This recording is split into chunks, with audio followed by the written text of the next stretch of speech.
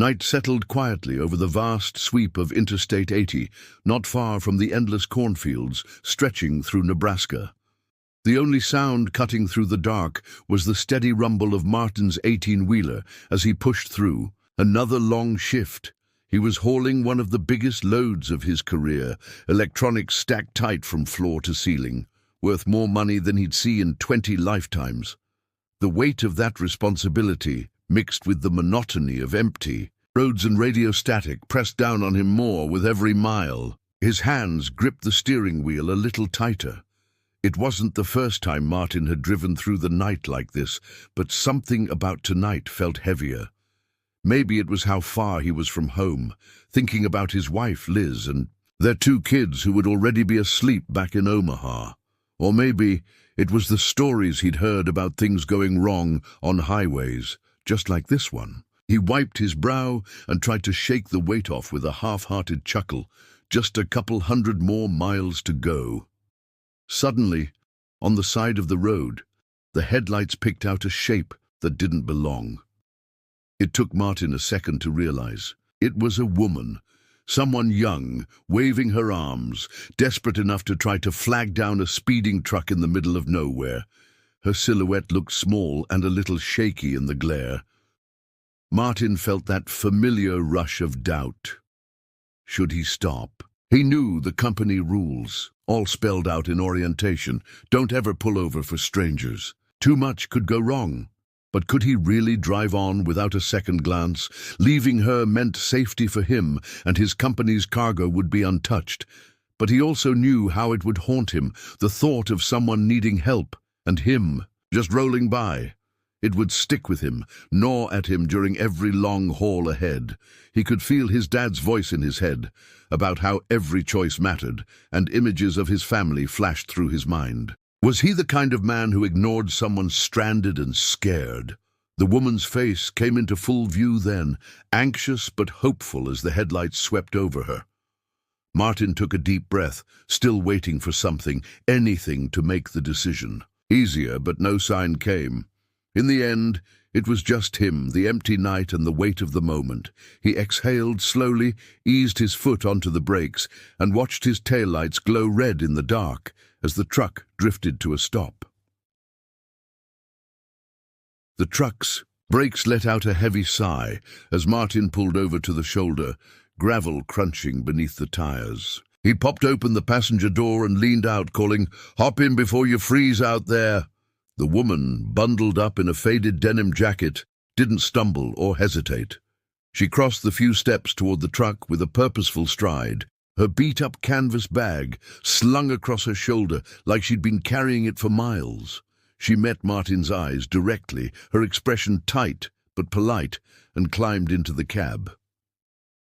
"Thank you," she said in a calm, steady voice, her breath puffing in the cold air. Her words were friendly, but they carried practiced ease, as if she'd thanked a lot of strangers before. Martin caught a flash of a careful smile, and for a second he wondered if this had all happened to her before, on other deserted stretches of highway. As he shut the door and turned back to the road, Martin noticed the tension building inside the cab. It was suddenly too quiet, just the soft hum of the diesel engine and the faint static from a country station on the radio. The woman kept her hands in plain view, but every once in a while, Martin saw her glance around with sharp, knowing eyes. She looked at the dashboard, the GPS, the tracker mounted just above the speedometer. Her gaze lingered a second too long on the details that most folks would miss. Martin's chest tightened. He felt a little wave of suspicion wash over him. Was she a fellow trucker, or had she been inside a cab like this for some other reason? There was something practiced in the way her glance moved, like she was sizing up not just the equipment, but him too. He gripped the steering wheel a little tighter and forced himself to focus on the road, sneaking looks at her out of the corner of his eye. She offered up general details about being stranded after her car broke down, but nothing about where she was headed or who might be waiting for her. Martin nodded, tossing her a bottle of water from the cooler and pretending to relax. But in his head, question after question bounced around. He wondered if he should have just kept driving, and why someone as calm as she was would be out here at this hour. Something about her confidence unsettled him. Even though she was just sitting quietly, every movement made Martin's skin prickle with uncertainty, and the cab felt smaller by the second. The mystery around her identity grew, heavy and silent, as headlights carved their careful path down the lonely road ahead. Martin cleared his throat, hoping to shake off the thick silence pressing in between them. He figured a little conversation might make things less tense, or at least give him a better read on his passenger. Without taking his eyes off the road, he asked, "So where are you headed tonight? Maybe I can drop you off somewhere close." The woman turned to look at him, her face mostly hidden beneath the brim of her old ball cap. There was a pause, a little too long for comfort, before she answered with a shrug, "Wherever you go is fine." That answer hit Martin strange. He'd met hitchhikers and stranded folks before, and they always had some destination, even a vague one. Her words floated in the cab, cold and vague. He struggled for what to say next, trying not to let his nerves show.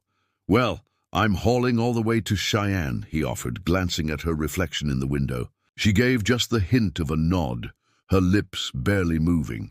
The road kept stretching ahead of them, straight and empty, nothing but the white lines, the hum of the engine, and that odd sense that the miles were passing slower and slower. Both of them stared out into the darkness, lost in their own thoughts, but never completely forgetting the other's presence. Martin found himself thinking about old stories Liz used to tell him, about trusting instincts and not being reckless, especially with strangers. Still, he tried to convince himself he was just being paranoid. He stole another glance at his passenger. She sat calmly, but she didn't settle in. It was almost like she was poised for something, her fingers tapping on her bag every so often. Martin tightened his grip on the steering wheel, feeling each second drag out longer than the last. The night outside felt endless. The cab, which usually brought him comfort with its familiar smells and sounds, felt like it was getting smaller, squeezing the air from his lungs. Martin realized suddenly that he was more on edge with her there than he'd been alone. Her silence wasn't relief, it was pressure. Every now and then she would catch him looking, and her return gaze made him flinch. In her quiet, she seemed more like a challenge than a guest. The feeling was hard to shake, as if he had let something unpredictable into his little world on wheels. The minutes crawled by, with only the soft hum of wheels on pavement and the shifting of gears breaking the silence. Martin tried not to glance at his passenger, but every so often he caught himself peeking, waiting for her to say something, anything, to cut through the tension building between them. Out of nowhere, her voice broke the silence. "You ever thought about just starting over, dropping everything and heading somewhere no one knows you?" Her words hung in the air, casual but oddly direct. Martin's hands tightened on the wheel, but before he could come up with a response, she added, "Martin, have you ever wondered what it would be like to live a different life?" He jerked his head toward her, his pulse picking up.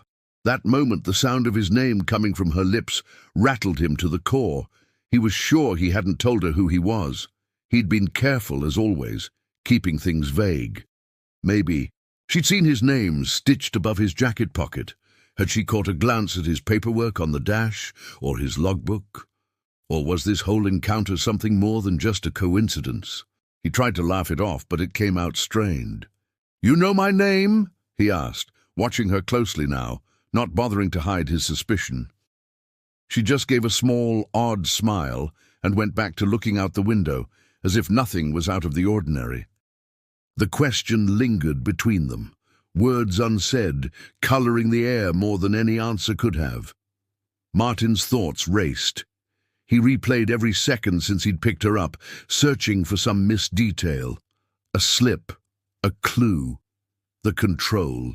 He always felt sitting behind the wheel, the sense of command over his route faded fast. Suddenly it didn't feel like his truck anymore. The cab seemed tighter, the dashboard lights harsher, and the night outside the windshield darker than before. Martin could almost feel the walls closing in, each breath a little harder to draw. The way she knew his name wasn't just a small mystery now. It felt like a warning. He gripped the wheel hard enough for his knuckles to pale, uncertain if she was dangerous or if he was just imagining it. A prickly edge of fear crept in, and Martin's sense of rationality began to slip, replaced by a mix of confusion and anxiety that tangled everything up in knots. Martin's mind was still running loops, searching for explanations, when the woman reached into her battered canvas bag and pulled something out. She moved slow, deliberate, so he could see every motion. He watched as she placed a thick, worn envelope right on the dashboard, tucking it just so. The overhead light fell on it. The flap opened slightly, and inside he caught a flash of crisp bills, stacks of them, more cash than he'd ever seen so close in his life. For a second, Martin was so thrown off he didn't even breathe. She didn't draw out the moment. "This is for you," she said, her voice steady and level. "All you have to do is make it look real, like a robbery. Just you and me, we disappear with the trailer and its load. You take the money, we both start fresh. No more early morning alarms, no more weighing every gallon of diesel or every mile past the speed limit. You could really live." Martin could, almost hear his heartbeat in his ears. He stared at the envelope, sweating despite the cold outside. Everything in him wanted to push it off the dash and forget he saw it, but he didn't. He couldn't. The old truck, the endless days and nights, the years of missed birthdays and being away from Liz and the kids, all flashed through his mind. With a new clarity, he thought about how tired he was, really tired deep in his bones, and how easy it would be to imagine another life. One with no debt, no stress, no one breathing down his neck about one late delivery. He tried to say no, to shut it down before temptation could dig its hooks in, but the words wouldn't come. The envelope meant freedom, real, visible, life-changing freedom. He imagined actually doing it, the whole plan unraveling perfectly, and for a brief, dizzying moment it felt like the most logical choice he could make. But it also felt dangerous, in a way that had nothing to do with the law. He could taste the risk, sharp as a busted lip. What would Liz say? What would his kids think of the man who traded in his life's work for a bundle of cash handed over in a dark cab on a lonely Nebraska highway? Questions flooded in, but the old world he knew suddenly seemed way further away. The idea that he could step out of his old skin, that he could become someone new, had never felt more real or more terrifying. Samantha, with that steady, even tone, started laying out the plan as if she was going over an everyday errand, not something that could change both their lives forever. "It's all mapped out," she said, turning slightly toward Martin and gesturing with her hand, just to keep his attention. She broke it down step by step, each detail fitting together perfectly, where he should pull off, what route to take so the truck wouldn't be caught on traffic cameras, even how he could file a police report and play the part of the victim. At every turn, she promised there would be no loose ends. "Nobody gets hurt. No one ever finds out, Martin. You just hand over the cargo at a quiet spot outside Laramie, and the rest is handled. You'll be set for life. That's a promise." Her voice was cool, not demanding, but strangely soothing, like she really believed there was nothing to worry about. Martin listened to her words, but his mind kept slipping back home. He tried to picture what it would feel like to have that much money, to never stress about the mortgage or those hospital bills again. But as Samantha kept talking, her voice started melting into memories. The sound of his daughter's laughter, echoing down the hallway, his son racing through the yard after the dog, and the way Emily, his wife, would glance at him over coffee, trust shining in her eyes. Those small things felt so distant and fragile now, flickering in and out, as the idea of a new life pressed in from the other side. Martin felt pulled in two directions at once. On one hand, everything Samantha said made the scheme sound easy, even safe, like it was already done, the hardest part being just saying yes.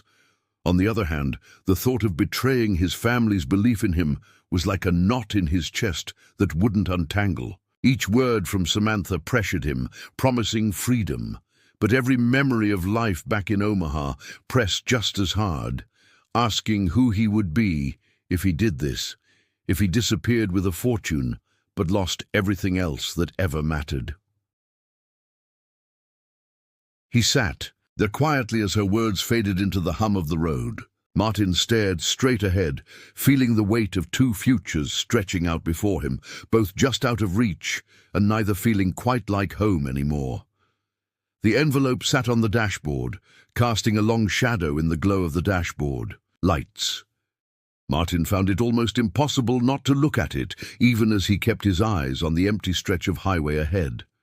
The temptation it represented seemed to grow heavier with every mile. For a while, he let himself imagine what life would be like if he took the money and followed through. In his mind, he pictured buying a brand new farmhouse on the edge of town, maybe enough land for the kids to run wild and for Emily to plant the vegetable garden she'd always talked about. He could pay off the credit cards, clear the hospital, bills that always seemed just out of reach, and finally get ahead for once. He even pictured his friends and family treating him with a little more respect, like he'd finally become someone to look up to. But every time his thoughts wandered that far, they circled back to Emily's face. He tried to convince himself she might understand someday. If she knew he did it all for them, maybe she would see past the risk, the shadow hanging over where the money came from, and see a husband desperate to give them a better life. Maybe the ends would justify the means, especially if he could keep her and the kids safe, happy and secure. Still, the guilt pressed down on him, squeezing the air out of his chest. There was a difference between thinking about breaking the rules and actually doing it. All those times he'd told the kids to always do the right thing, all those talks he'd had with Emily about sticking together and trusting each other, felt like they might be wiped away the moment he reached for that envelope. Shame crept in, mixing with hope and desperation in a way that made his head pound. The truck kept rolling through the darkness, and every minute inside that cab became harder to bear. Greed and guilt wrestled for control in his gut. Martin gripped the steering wheel, wishing for a sign, some hint of what Emily would think, or some word from the past that would point him in the right direction. Instead, all he felt was the sting of uncertainty, the weight of the choice hanging in the air, making him wonder if he could ever really live with either answer. Martin could feel Samantha's eyes on him, steady and sharp, as if she could see every thought rolling through his mind. She didn't smile or soften her tone, just leaned in with an honesty that stung more than he expected. "You know why I picked you, Martin," she said. "Because you're the kind people trust. Always. On time, always honest, always the one who helps fix a flat or covers a shift. That's what makes you perfect for this. You know how to play the good guy, and that makes you easy to tempt. Folks like you never see it coming." Her words hit him harder than he wanted to admit. Martin had gone through life holding tight to his reputation. He prided himself on being reliable, the kind of neighbor who'd shovel your driveway after a snowstorm, the guy folks at the terminal would trust with their own families. Now, hearing that all of that had made him an easy mark, it burned. What once felt like a badge of honor now felt like a target on his back. He turned these thoughts over, a new anger building somewhere deep inside. Samantha's plan, suddenly, seemed less like a partnership and more like a setup. Was being trustworthy really some sort of flaw in this world? Did people just see him as someone too straight to question, too eager to please, and therefore too simple to see when he was being played? The feeling of being manipulated started to eat away at him. A mix of shame and anger tightened in his chest. Was he really about to let someone twist what little good he believed he had left? He stared ahead, the road stretching out under the harsh headlights. Something inside Martin shifted, a spark, a thin line of clarity cutting through all the temptation and pressure. It almost made him want to laugh, if only to shake off the way fate had trapped him between pride and desperation. If he gave in to Samantha's plan, he wouldn't just lose his job or the trust of his family. He'd lose himself. His whole life he'd fought to be a man his kids could look up to. To throw that away now because someone else saw his honesty as weakness, that idea stuck with him, fueling a new resolve. For the first time that night, Martin felt like he could still make a choice that belonged to him and no one else. At that moment, the pressure in the truck cab reached its peak, and Martin could feel his pulse quickening, not from fear, but from something steadier. Out of nowhere, a sense of purpose replaced his earlier confusion. He took a deep breath, tightened his grip on the wheel, and pulled the truck to the shoulder. The sound of the blinker clicking seemed absurdly loud in the stillness between him. And Samantha, she glanced over, caught off guard, her expression flickering between surprise and annoyance. Martin turned off the ignition and faced her fully for the first time since the ride began. He swallowed down the nerves and spoke, his voice quiet but steady. "I want you to get out, Samantha. Right here. I'm not going any further with this." He looked her straight in the eye, his words leaving no room for argument. Samantha stared back at him, letting the silence stretch out. Her shock was obvious, her earlier calm nowhere to be found. For a moment, it looked like she might argue. She even opened her mouth, but then closed it, sensing that he wouldn't budge. Martin didn't flinch or fidget. He just kept his eyes on her, holding his ground. Climbing down from his truck had never seemed so important. As she scooped up her things and drew her coat tighter, mixture of disbelief and irritation clear on her face, Martin felt an internal weight lifting, even as another heavier one settled into his chest. The whole moment felt weirdly physical, like taking those words out of his mouth had taken some invisible muscle. He watched the outline of her figure disappear in the darkness before he let himself take a shaky breath. He sat behind the wheel, not moving for a while. It wasn't over, not really. He still had no idea what would come of it, whether trouble would follow, or if he'd even keep his job after refusing her. But in that minute, Martin felt a little more like himself, not the desperate man he'd nearly become, and not the naive guy people thought they could walk all over. He had made a choice for himself, even if it was hard.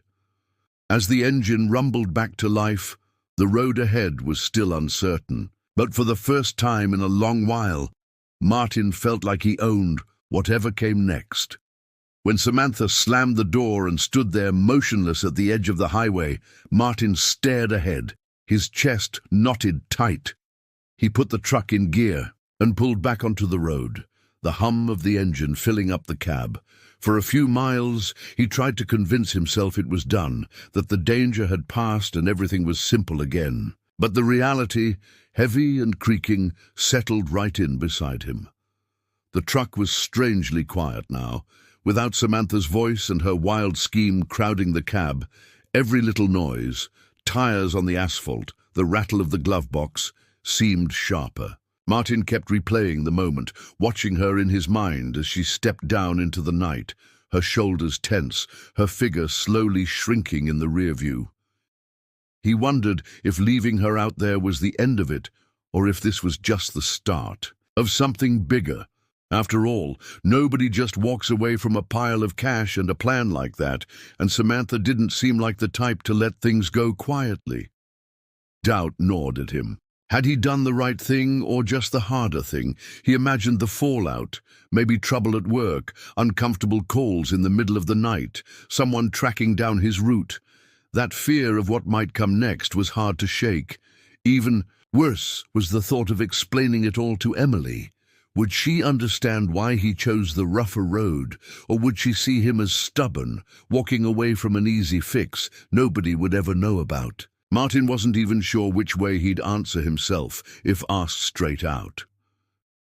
The regret of refusing the money pressed against the relief of holding on to his principles, and it made for a restless mix.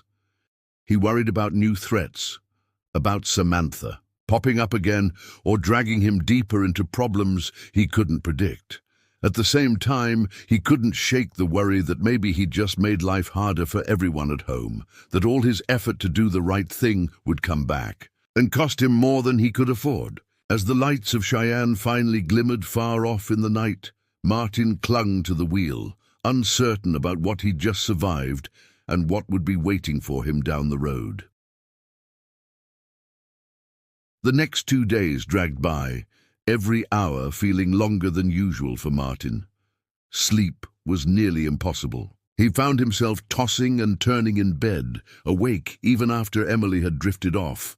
Every time he closed his eyes, flashes of that night on the highway came rushing back. He'd see Samantha, her eyes locked on his, the sting of her words echoing, over and over.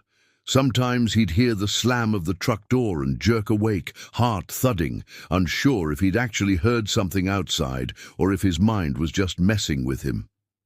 Even his usual routine at High Plains Freight couldn't pull him out of it. He still showed up right on time, exchanged the usual greetings with dispatch, checked the tires, and hit the road. But all of it felt off.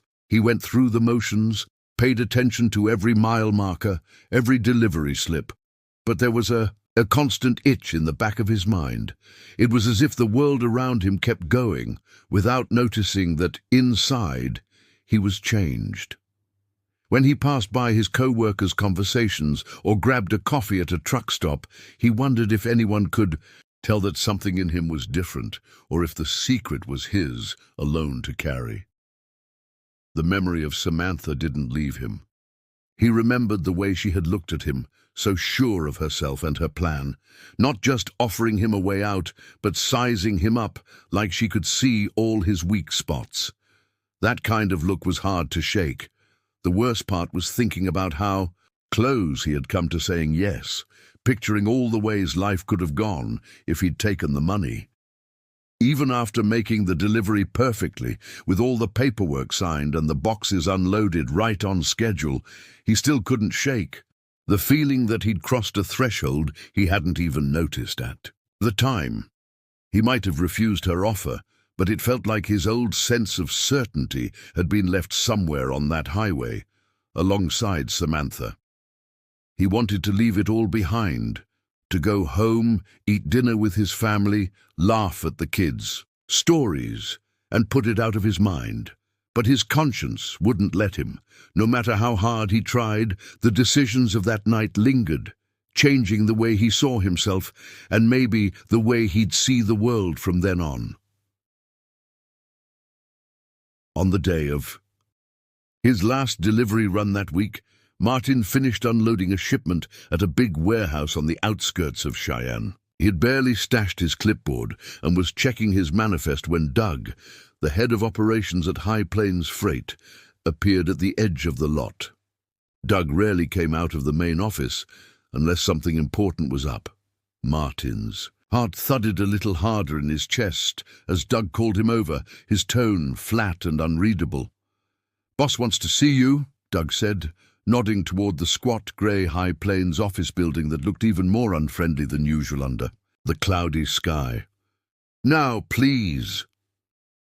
The walk across the lot felt twice as long as normal. Martin couldn't help but replay the last several days. Every word with Samantha, every risk he'd weighed and rejected, and the nagging sense that maybe nothing had gone unnoticed after all. He'd never been inside Jack Meyer's office before. Jack ran High Plains with an old-school no-nonsense attitude that made everyone steer clear unless they had a real reason to talk to him. As Martin stepped inside, the clean white walls and humming fluorescent lights felt cold in a way that reminded him of a doctor's office, the kind of place where bad news landed without any comfort. A receptionist led him past a row of serious-looking men in shirt sleeves, then gestured for him to go in. Martin's palms were sweaty now. He tried to steady his breathing, but being summoned like this was never a good thing, not in an industry where mistakes meant lost contracts and rumors moved faster than freight. Inside, Jack sat behind a massive dark wood desk, his face all business, eyes scanning a stack of documents. The walls were lined with faded pictures of big rigs and old Wyoming license plates, but nothing broke the tension in the room. Martin barely managed a greeting, feeling like every step toward the desk was one closer to disaster. Had someone tipped Jack off about the conversation he'd had with Samantha? Was there a problem with the latest load? He pictured his whole record, scrutinized and questioned. The formality of the space made the air feel tight, and waiting for Jack to look up was agony. Martin braced for the worst, his mind shuffling through excuses, justifications, anything to soften a blow he couldn't even see coming. Martin stepped into Jack's office, expecting to see only the big boss behind the desk. Instead, Samantha was waiting there, sitting confidently in one of the leather chairs, her posture calm and her face transformed. Gone was the edginess and streetwise attitude from the other night. She looked put together, her hair neat, her expression relaxed in a way Martin had never seen before. There was no sign of the hurried, risky vibe he remembered from their encounter on the highway. If anything, she looked like she belonged there, as if this was her world all along. Jack gestured for Martin to take the open chair next to Samantha. The whole scene felt unreal, like he'd walked into a meeting he was never supposed to see. Martin's mind couldn't keep up with what was unfolding. He half expected Samantha to glare at him or start some kind of argument, but she didn't. Instead, she met his gaze calmly, almost as if inviting him to look closer and see what he had missed before. As Jack leaned forward, steepling his fingers, Samantha spoke first, her voice even and clear. "Thank you for coming, Martin. I'm sure you have questions, and we're here to answer them." Her tone had shifted completely. No tension, no games, just authority. It was as if she had peeled off her old skin and was stepping fully into a role that belonged to her more than the one on the highway ever did. Martin sat back, stunned. He studied her face for any trace of the woman who had tried to drag him into something illegal, but that side of her was gone now. Her confidence in this environment made him question what sort of test or trap he'd actually been caught in. Beside him, Jack said nothing for a moment, quietly observing Martin's confusion. Samantha continued, "What happened out there was unconventional but necessary. We needed to see who you really are when it counts." The way she folded her hands on her lap seemed measured, professional. Martin's mind raced with questions. Was this some elaborate evaluation? Did everything he'd gone through have a different purpose from what he'd feared? The whole situation made Martin rethink every choice and assumption he'd made that night. The danger and temptation suddenly carried new meaning, and the corporate world of High Plains freight now felt as risky and mysterious as the open road he thought he knew so well. Jack cleared his throat and leaned forward, finally taking his place in the conversation with the kind of authority that left no doubt who ran things. He explained, much more openly than Martin expected, that High Plains freight had been battered by a string of incidents in the last year. Trucks had been robbed out on the open road, and every time details about routes and schedules made the losses look less and less like bad luck. The suspicion inside the company grew. Someone on the inside was helping these jobs go smoothly. No matter what new security measures they put in, the hits kept happening, and it was cutting deep into profits and trust alike. Jack nodded toward Samantha, who no longer looked like an outsider, but as someone completely at home in the office. "This is Samantha Myers, my daughter," he said. The introduction hit Martin like a punch. Samantha's real connection to the company, her sense of ease, made perfect sense now. She spoke up without hesitation, her tone cool and matter-of-fact. "We had to be sure, Martin," she said, holding his gaze. "My father and I put together a series of situations to see what people would do with temptation in front of them. A lot of folks broke under the pressure, and it was always hard to watch. She didn't say the names of those who had failed, but there was a quiet disappointment in her voice that made Martin's stomach twist. The idea that others he knew, maybe drivers he'd passed in the corridor or shared a lunch break with, would have grabbed the easy money instead of walking away. He did not want to believe it, but her words left no room for doubt. Jack chimed in, growing more serious. "We've had to let go of some good workers. Folks we never expected would get involved with something like this. But when the company's on the line, and when trust is so thin you can count it on one hand, you have to face facts." Martin realized now that all the strange changes in policy, the quiet firings, the rumors that never quite made sense, they all tied back to this. Samantha finished. "I know it wasn't fair, and it couldn't have been easy for you, but we had to draw out the truth. Not everyone had it in them to walk away." The weight of what she said settled on Martin. He felt a silent grief when thinking about those who had failed the test, people he thought he understood, now lost to a simple, painful choice. The air in Jack's office shifted as the truth settled among them. Both Jack and Samantha seemed to sit a little straighter, and even Martin felt the heaviness of the conversation close in. There was a kind of respect, so heavy it almost made the room colder, in the way Jack started to talk about Martin's choice. In a business built on independence and lonely miles, saying no to something tempting when there is absolutely no one around to notice, let alone applaud, that is what really stood out. Jack looked Martin right in the eye and told him, in plain words, that what he did was rare.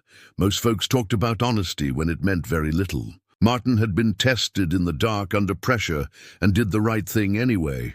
For a moment, that recognition felt like a balm on the exhaustion and worry Martin had been carrying for days. Yet it could not quite wash away the sense of being studied, a feeling like the company had been peering into his soul, weighing every move he made. He had never imagined himself on the receiving end of such a personal experiment. It was unsettling to realize how easily trust could turn into something suspicious the second money or desperation was at stake. He wondered how many other good people had been caught up in a test like this, how many had been quietly shown the door without anyone on the outside ever knowing the real reason why.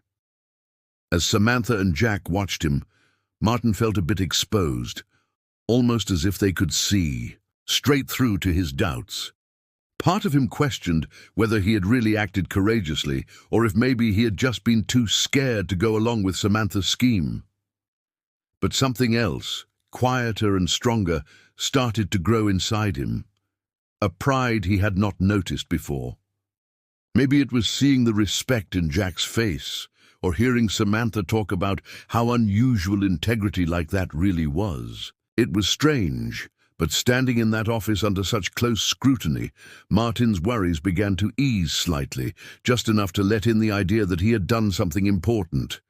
He might not have all the answers or know exactly who he was anymore, but he had made a choice he could live with. For the first time since that night on the highway, Martin finally let himself feel the beginnings of pride in the shadow of all that attention. As the tension in the room started to thin out, Jack pushed a folder across the desk toward Martin. At first, Martin thought maybe this was going to be some final report for him to sign, or worse, a formal warning, the kind that stays in your file forever. But then Jack's face shifted from stern to almost encouraging. He explained, without much build-up, that the real reason for bringing Martin here was not about scolding him or letting him go. Instead, it was about giving him an entirely new opportunity. Jack talked straight, saying that High Plains Freight was planning to expand out toward Denver, and they needed someone they could trust to run things out there. Martin barely knew how to react. All those years driving for High Plains had made him feel like just another name on the schedule. A guy who got the job done with no fuss, nothing more. Now, To hear Jack and Samantha say that his integrity set him apart, that it was rare enough to trust him with real leadership, was almost too much to believe. He kept expecting the other shoe to drop, for someone to say it was a mistake or that they had the wrong guy.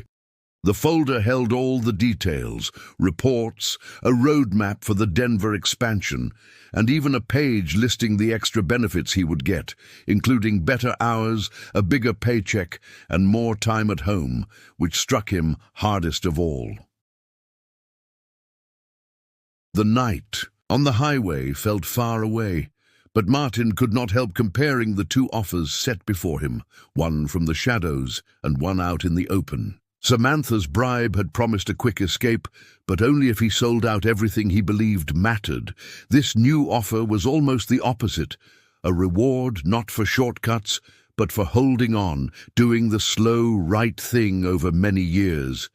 It even meant his kids might see him at dinner more often, and maybe Emily would not have to worry so much about money or his safety.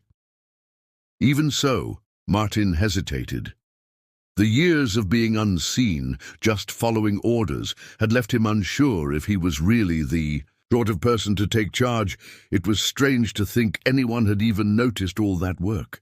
As he looked from Jack to Samantha, he struggled to understand how a decision made alone in the dark could suddenly open a door to a different life, and that door was now wide open, waiting for him to step through. Martin sat there, the folder heavy in his hands, listening as Samantha and Jack explained what leadership meant to them. Samantha was the first to break the silence, her words simple, but carrying more weight than he expected. She told Martin that, in their eyes, the loyalty he had shown was worth more than any record of miles driven or tasks checked off on a clipboard. The job out in Denver was not just about logistics or making deliveries on time, it was about leading other drivers who might one day find themselves facing the same lonely decisions he had found out there on a quiet highway after midnight. Jack nodded, adding that anyone can look honest when everyone is watching. It's when you stand there, with no one around, no one to pat you on the back, and you still choose not to take the shortcut. That's the kind of person companies are built on. That kind of integrity keeps the doors open, protects jobs, and earns the right kind of trust, the kind that pulls a business back from the edge. As Jack spoke, Samantha's expression softened, and she told Martin that the company was done celebrating showy heroics. From now on, they wanted to notice the people who stood their ground quietly. That was what she hoped would make the company stronger for years to come. Listening to them, Martin could feel something shift deep inside. Years of being invisible or overlooked, twisted together with slow pride. No one but him had known what he'd done in those moments on the highway. The memory of it was personal, raw, and had left him second-guessing everything since. But here, in this neatly lit office, that invisible choice was bringing real change into his life. It felt like the most honest recognition he'd ever received. The emotion caught him before he could set it aside. Martin didn't try to stop the tears that formed or the way his voice caught as he tried to thank them, quietly at first, and then again, just to get it right. As he wiped his face and looked up, he realized his biggest win hadn't been turning down the envelope or even getting offered a new job. It was knowing he hadn't let himself down out there, not when it counted most, when only the moon and the endless road knew what choice he had made. When Martin finally left Jack's office, his steps felt lighter than they had in years. For so long, he had walked those hallways half invisible, keeping his head down, just doing the work. Now, every stride out into the afternoon light brought a sense of dignity that he had not known in a long time. The memory of that tense night outside Amarillo no longer weighed him down. It had shifted from something he looked back on with worry or regret to something he could quietly feel proud about, knowing that he had done what felt right, even when no one else would have known the difference. Each time he let himself remember the envelope in his hands, the empty stretch of highway, and the fear that followed. The feeling was not shame anymore. It was pride, plain and clear. That evening was no longer just a story about being offered easy money or stumbling into trouble. It was the moment he chose himself over a shortcut, the very choice that had changed everything. It was strange how quickly a memory could go from shadow to sunlight with just a few honest words spoken in a quiet office. As he made his way through the main lobby and out into the parking lot where his old pickup waited, Martin thought about what lay ahead. There would be new struggles in Denver, fresh routes to map out, and new drivers looking to him for leadership. But whatever came, he had made peace with the sort of person he was. The lessons from that dark road had become more than just something to survive. They were the foundation for who he would be now, both as a manager and as a dad and husband. Even now, he understood that the choices people make when they think no one is watching are the ones that count for the most. Those moments shape not only the paths people walk in their jobs, but something deeper, their actual character. The long, lonely highway that once seemed full of nothing but risk now felt different, a symbol of the strength he had found in himself.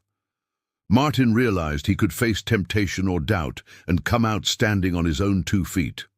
The road ahead was still uncertain, but it finally felt like his own.